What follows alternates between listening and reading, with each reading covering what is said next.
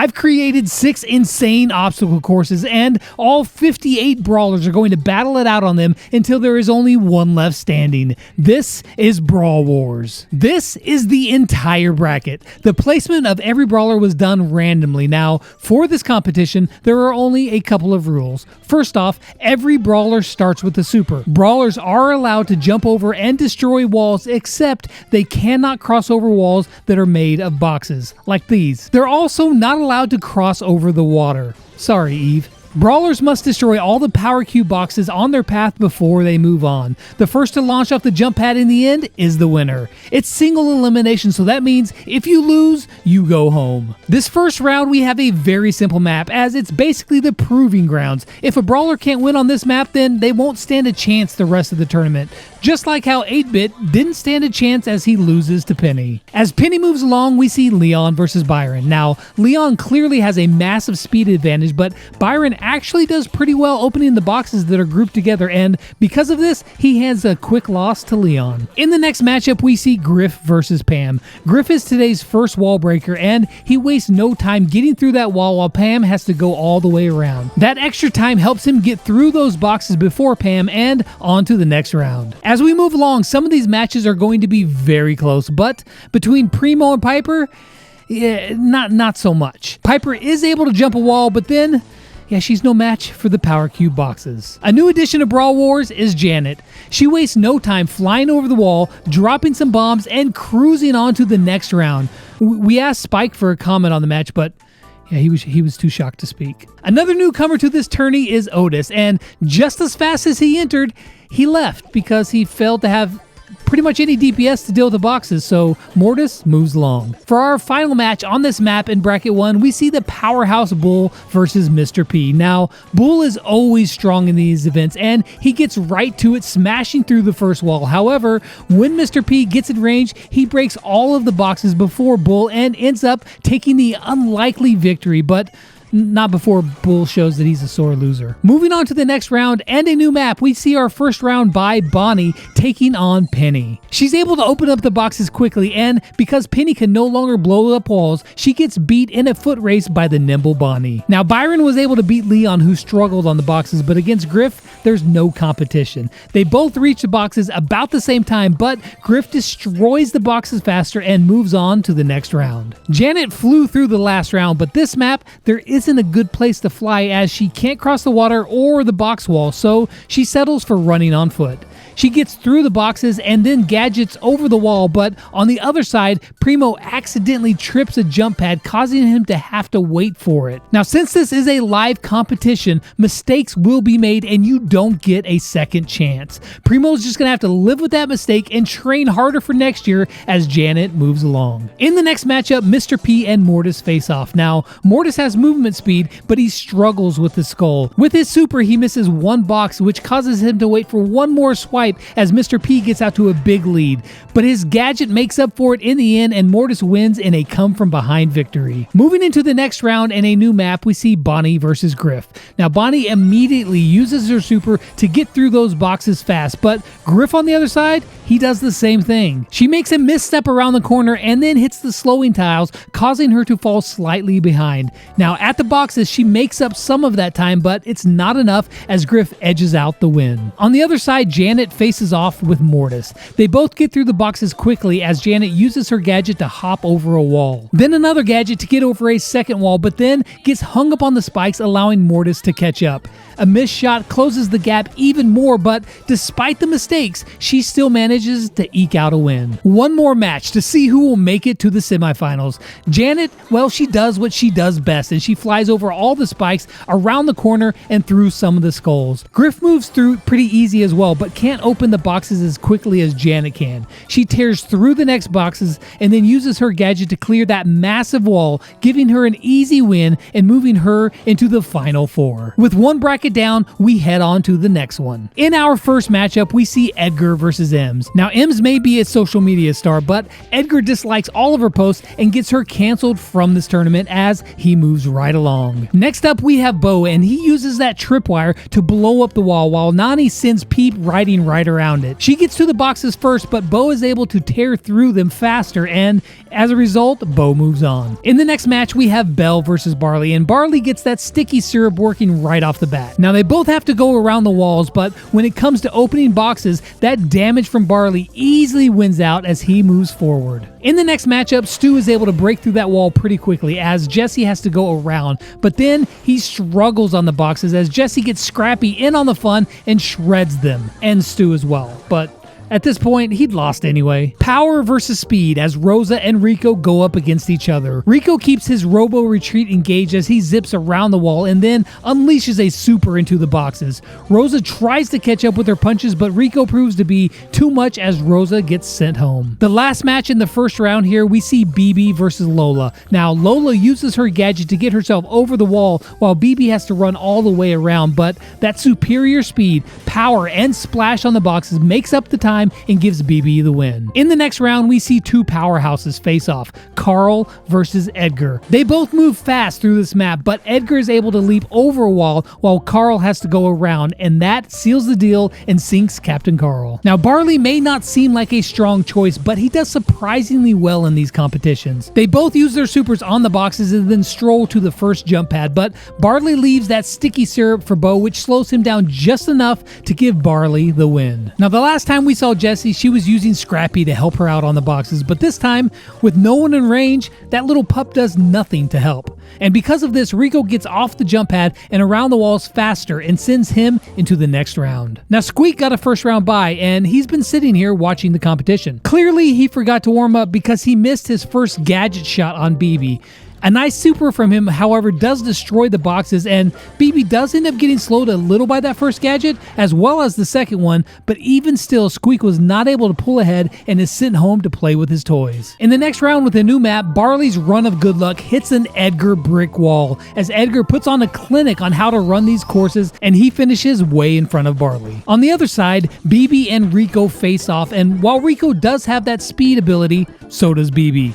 They both get through the first boxes without much issue, and then the sprint to the middle, they are close, but BB can still hit all the boxes at this point, while Rico can only hit one at a time. That's enough to send BB over to face off against Edgar. Now, right off the start, Edgar avoids some spikes while BB has to run through and around them. She does throw a very impressive bubble that not only takes out all of the skulls, but gets some crucial shots on those boxes too. Up top, Edgar struggles with the skulls, waiting for that second super, and then jumps over them and destroys the boxes. Even still, BB is ahead coming around the final quarter when Edgar leaps over that last wall and moves on to face Janet in the semifinals. Halfway through the tournament, we have a new bracket and new contenders. In our first matchup, we see Crow versus Meg. Right away, Crow slows Meg and then leaps over the wall, but Meg shifts into her mech form, clearing the poison. While Crow is struggling with the boxes, Meg strolls up and smashes them and Crow's hope of moving forward past this round. Next up, we have Nita versus Lou. Around the first corner, Nita tries to escape Lou's super, but still ends up frozen as he gets to the boxes first. However, once Nita arrives, she splashes them all and reduces Lou to a puddle as she moves on. Next up, we have everyone's favorite brawler, Tick, and he's facing off against Sandy. Now, Tick struggles with skulls as he has to wait for his mines to blow up,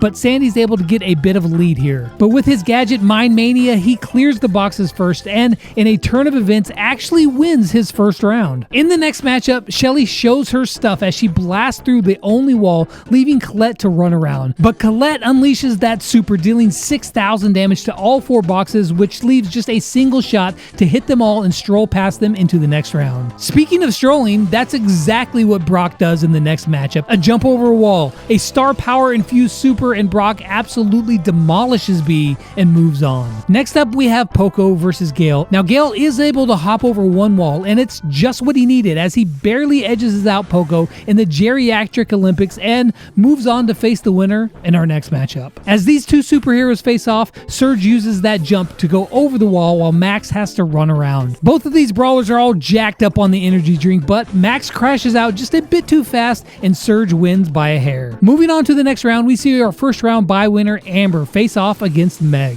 Now, I'd like to tell you this was a close match, but it wasn't. Amber lights up the power cube boxes and rides her flame all the way to victory. Well, Tick had a pretty good run. And by run, I mean one win. But hey, that's better than nothing. Nita stops that win streak pretty quickly, as well as gets Bruce into the game just to antagonize Tick a little bit more as she flies to victory. Now, Colette was really strong on the last map, tearing up the cubes, but Brock did the same. Once again, we see Brock never stops as he walks forward, demolishing everything in his path. Or just jumps over it. With that, he cruises on to the next round to face off against the winner of Surge versus Gale. Now, Surge barely beat Max in the last matchup because he struggled with the boxes, and we see the same thing here as by the time he gets through with the boxes and hops over a wall, Mr. P is already on the other side of the finish line. In our next map, Amber and Nita face off. Now, both of these brawlers handle boxes about the same, but Amber gets extra help from her super, and that gives her the lead and one that she never gives up as she moves on to the next round. Brock shows just how on top of his game he is as he gets out to a massive lead right out of the gate. He even takes the scenic route around the walls rather than hopping over them, and for the first time in this competition, he has to stop. I mean, it's just for one shot to open some boxes, but he still wins decisively against Gale. So we have Brock versus Amber. The winner will move on to be the third of the final four. Both Brock and Amber use their supers to get ahead of the boxes, but Brock deals way more damage. Brock also gets a head start on the next set of boxes too, while Amber passes up on that opportunity. With one final shot, Brock cruises over the water and finishes off those boxes. On the top of the map, Amber never slows down at the second set of boxes, and after meeting back up, she is in the lead, but Brock uses his rocket laces to tie up victory and secure his place in the final four. Now, this final bracket is packed with powerhouses. In our first matchup, the Troll Sprout lives up to his reputation and infuriates Frank, sending him home early. Next up, we see two brawlers that can both get over a wall, but Colonel Ruffs decides to hold on to his as he runs around. He saves that super for the boxes and he quickly catches up with Eve. And even with some inadvertent help from a Ruffs gadget, Eve can't open the boxes fast enough to move on. Last year's runner-up Dynamite shows why he made it that far as he embarrasses Ash and easily cruises to a victory. In our next match, we see last year's champion Colt show his stuff as he throws a silver bullet through the wall. He then unleashes those pistols on the boxes and struts his stuff past the finish line in a runaway victory. Speaking of runaway victories, Buzz shuts down any hope Gene had of winning, and let's be honest, it wasn't much. Buzz uses those gadgets and box opening ability while Gene is just left wishing for a stronger attack. Now, Grom does have a wall breaking ability. Unfortunately for him, it's a single wall. Not enough to get through this, so he has to walk all the way around, and even with the help of that gadget, it's not fast enough to take out Tara. In the next round, we see Jackie for the first time. And the last time, because she falls victim to the rolling Troll Sprout just like the last heavyweight did. She can do nothing but watch in anger as Sprout moves along. Now, Ruffs did well in the first round, but in this round, he's matched against an insane miner with a mean streak. Despite some trouble with skulls, Dynamite manages to make it over first, and then a hop, skip, and a jump later, Ruffs gets sent home to the doghouse, and Mike moves on. Now, Buzz performed flawlessly in the last round, but this time, he faces the reigning champion. They both waste no time in clearing the skulls, and then Colt unleashes that super on the boxes. He then makes a major mistake. He trips the jump pad and has to wait on it to come back down again. Not giving up, Colt leaps over, silver bullets through two walls, and despite a big blunder, still manages to win. Fang is the last buy recipient, and he is facing off against Tara. I mean, yeah, he's got some slick moves, and he loves his popcorn, but his box opening ability, I can't rival Tara's, and he is left on the cutting floor as Tara moves along to the next round. Now, Sprout has made it a long way in this tournament, and he looks to notch another win in his belt. Both sides make some mistakes in the start, but Sprout finally gets a wall down. However, Mike, he just blows it up, knocking himself back in the process. He makes up for it, though, by hitting Sprout with a satchel charge and then finishing off those boxes and narrowly escaping with a victory. Our champion Colt faces off with the contender Tara.